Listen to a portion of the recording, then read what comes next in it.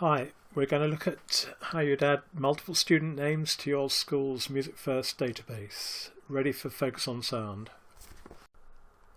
First, you'll need a list of names and the classes with first name, last name and class name.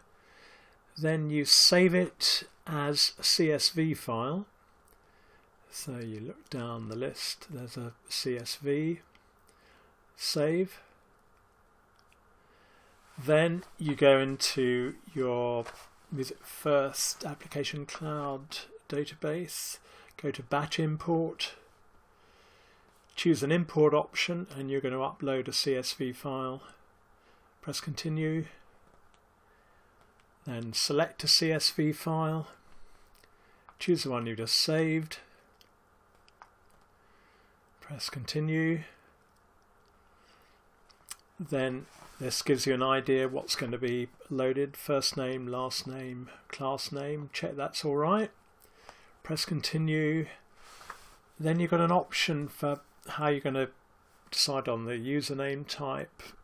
We're going for last name followed by the first character of the first name. Then put in the password you're going to use for all your students. Continue. And then there's the list.